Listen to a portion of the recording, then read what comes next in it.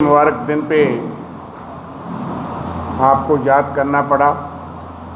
पहले तो ईद की बहुत बहुत बधाई तमाम जम्मू कश्मीर के लोगों को और हमारे मुस्लिम भाई बहनों को। आज एक गंभीर मसले पे हमने आपको याद किया है। देश में जासूसी हो रही है और जासूसी भी एक विदेशी कंपनी इजराइल स्पाईवेयर पेगासस के माध्यम से देश में विपक्ष के नेता, संवैधानिक पदों पे बैठे हुए हमारे बहुत इम्पोर्टेंट जो फंक्शनरीज हैं, बड़े बड़े पत्रकार, मीडिया ऑर्गेनाइजेशंस, लॉयर्स,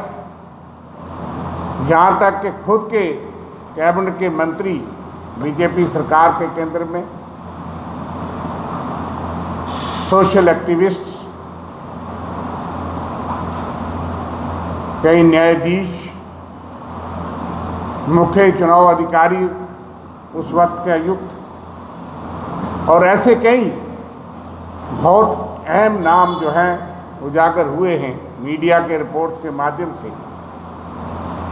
कि जिससे ये पता लगता है कि देश की आंतरिक सुरक्षा, नागरिकों की अपनी सुरक्षा और प्राइवेसी तमाम खतरे में है और सरकार के माध्यम से जासूसी का आरोप लगे हैं। उसमें यहाँ तक कहा गया है कि देश की बड़ी अखबारें Hindu, Indian express, Hindustan times और कई मीडिया ऑर्गेनाइजेशंस, उनकी भी जासूसी हो रही है। हमारे नेता, विपक्ष के नेता श्री राहुल गांधी जी और उनके स्टाफ के भी 5 मेंबर्स की जासूसी हो रही है और पता नहीं कितने विपक्ष के नेता और यहाँ तक के कैबिनेट के मंत्री, उनकी जासूसी के आरोप लगे हैं, जो कि एक ऐसी कंपनी इजराइल स्पाईवेयर NSO जो पेगासस का प्रोडक्ट बनाया जिन्होंने, उनके माध्यम से, और उनका ये कहना है कि वो प्रोडक्ट सिर्फ सरकार या सरकार की एजेंसी को ही उपलब्ध कराया जा सकता है। इसका मतलब है कि मोदी सरकार, उनके माध्यम से ही ये सारा काम चल रहा है और ये जो सॉफ्टवेयर है पेगासस, ये आपके किसी भी नागरिक के कैमरे में, आपके टेलीफोन में, स्मार्टफोन में, सेल फोन में खुद ब खुद ही डाला जा सकता है। आप क्या बात करते हैं, टेलीफोन हैक कर सकता है, आपके कैमरा को हैक कर सकता है, आपके माइक्रोफोन को हैक कर सकता है, आपका तमाम पासवर्ड को हैक कर सकता है, चुरा सकता है, आपके तमाम डाटा को चुरा सकता है। आप घर के अंदर, आपका टेलीफोन बंद भी है, आपकी सारी बातें देखी जा सकती हैं, सुनी जा सकती हैं, यहाँ तक कि आप बेडरूम से बाथरूम तक कोई सुरक्षित नहीं है। सरकार या वो एजेंसी जो सॉफ्टवेयर कहीं भी झांक सकता है और रिपोर्ट्स ये हैं कि ये आज से नहीं हो रहा।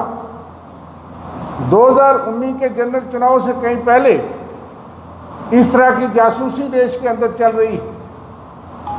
एक विदेशी कंपनी के हवाले ऐसा सॉफ्टवेयर जिसके माध्यम से वो सब कुछ जान सकें, यहाँ तक कि जो लोग देश की सुरक्षा एजेंसीज के उच्च अधिकारी जो आपकी हमारी सुरक्षा करते हैं, बॉर्डरों की सुरक्षा करते हैं, हमारी रक्षा करते हैं, उनकी भी जासूसी हो रही थी। ये इतना गंभीर मामला है कि आप देख रहे हैं कि संसद के अंदर, संसद के बाहर, पूरे देश के अंदर इस वक्त इस चीज़ का भय और डर और चर्चा है। और सरकार कहती है कि हमें पता नहीं, जबकि ऐसे रिकॉर्ड मौजूद हैं कि पार्लियामेंट के अंदर जो पिछले आईटी मंत्री थे रविशंकर प्रसाद जी, उन्होंने कॉलिंग अटेंशन मोशन में ये माना है कि हमने जो एनएसओ पेगासस के प्रोडक्ट की कंपनी है उसको नोटिस दिया है कि ऐसा मालूम हुआ कि 121 टेलीफोन का कुछ जानकारी प्राप्त हुई है कि उनकी हैकिंग जासूसी हो रही थी। और आज सरकार कहती है हम तो जानते ही नहीं पेगासस क्या है और क्या है, जबकि पेगासस ये कहता है कि ये प्रोडक्ट सिर्फ सरकार की एजेंसीज को क्राइम या आतंकवाद के खिलाफ लड़ने के लिए बेचा जा सकता है। तो कौन सा क्राइम, कौन सा आतंकवाद की जानकारी जो राहुल गांधी, जब विपक्ष के तमाम नेता, जो संवैधानिक पदों पर बैठे हुए लोग, न्यायाधीशों से लेकर चीफ इलेक्शन कमीशन उस वक्त के अशोक लवासा जी, मीडिया के पत्रकार बंधु, बड़े बड़े ऑर्गेनाइजेशंस, वकील, देश के उच्च वकील और बड़े कितने लोग और होंगे, उनमें से क्या आतंकवाद और कौन सी जासूसी जो है वो कराई जा रही थी। इसलिए ये इतना गंभीर मामला है कि जिस पे पूरा देश जो है वो उठ खड़ा हुआ है। और इसमें पहली तो बात यह है कि देश की आंतरिक सुरक्षा की जो जिम्मेवारी है इस देश के गृह मंत्री अमित शाह जी के, उनकी क्या भूमिका है, उनकी इजाज़त के बिना ये कैसे हो सकता है। देश के प्रधानमंत्री जी की क्या भूमिका है, कब ये सॉफ्टवेयर इजरायली स्पाईवेयर पेगासस को जो है वो खरीदा गया, कब खरीदा गया, कितने पैसे में खरीदा गया, ये सवाल कांग्रेस पार्टी ने राष्ट्रीय स्तर पे उठाए हैं और ये मांग की है कि उच्च स्तरीय सुप्रीम कोर्ट मॉनिटर्ड जांच हो, इस तमाम मामले की तथ्य सामने आए और वो तमाम चीज़ें जो देश की आंतरिक सुरक्षा, इस देश की सुरक्षा, सिक्योरिटी और देश की आज़ादी नागरिकों की, उस पर जो झांका जा रहा है और सुरक्षा के साथ जो खिलवाड़ हो रहा है उसकी उच्च स्तरीय जांच हो। और उसके लिए देश के गृह मंत्री जी का इस्तीफा लेना चाहिए। ये आज़ादी के इतिहास में इतना गंभीर आरोप है कि सरकार अपने लोगों के, अपनी मंत्रियों तक,